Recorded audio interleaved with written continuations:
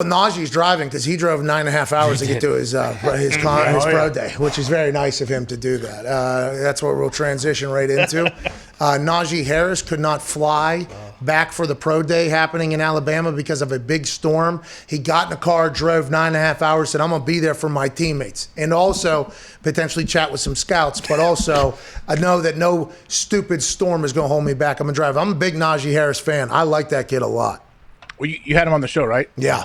He was fun. I thought I had no idea what to expect, and I watched it, and I thought he was a lot of fun. Didn't you say he caught some? What did he get some backlash for? Was he making fun of the fans? Yeah, because he said being an absolute stud for Alabama, I'd assume around town down there, probably pretty recognized people. I'd assume you talk to. Yeah, and he used to just fuck with people and say War Eagle and then walk out right past them. And now in Alabama, Roll Tide War Eagle. That is, so you see somebody that's a Roll Tide hero saying something about Auburn, and there was a lot of fans that came out and said, not a good look, just bashing your own fans or whatever. So, I mean, that could drop him in the draft, I guess. Ooh. It's a joke. He was. Isn't a California kid? He came. He was talking about the difference with like fandom. Yeah. We can't talk about those stupid people though that think that that's potentially going to drop him in the draft because he did that. Somebody really thought that? Oh, those were the tweets. That was the tweets we were getting after he came on the show. Oh.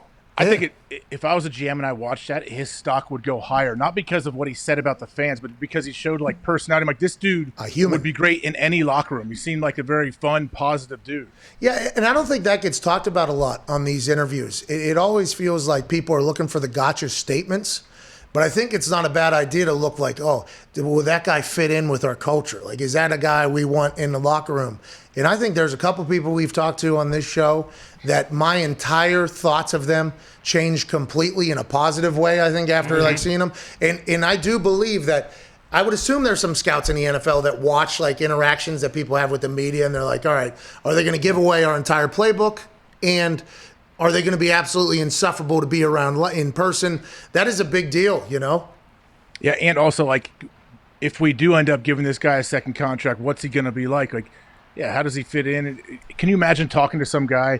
I'm sure you get if you're a GM or you're a scout, you can know right away if this guy would fit in or not. Because some guys, think if a guy's just super quiet and, like, standoffish and doesn't, I don't know, just acts like he's a bigger deal than the GM or scout he's talking to. Yeah. I think you and I, though, just like you said earlier, we might hold a little bit more of a grudge and be, that motherfucker thinks he's better than me, huh? Yeah. You're right. Yeah, you're right. I mean? You could probably tell, like, I'm sure by the handshake and how he greeted you, like, nah, definitely not picking this dude. Motor City Dan Campbell's like, hey, what's going on? All right, never mind. Nice talking. Not going to be a lion.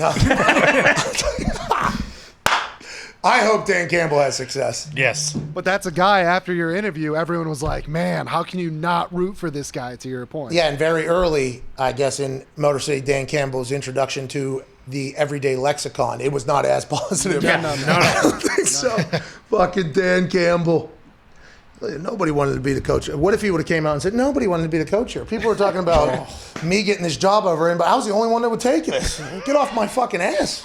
Now we're eating kneecaps. I love him. I do too, man. How can you not? I'm a big fan.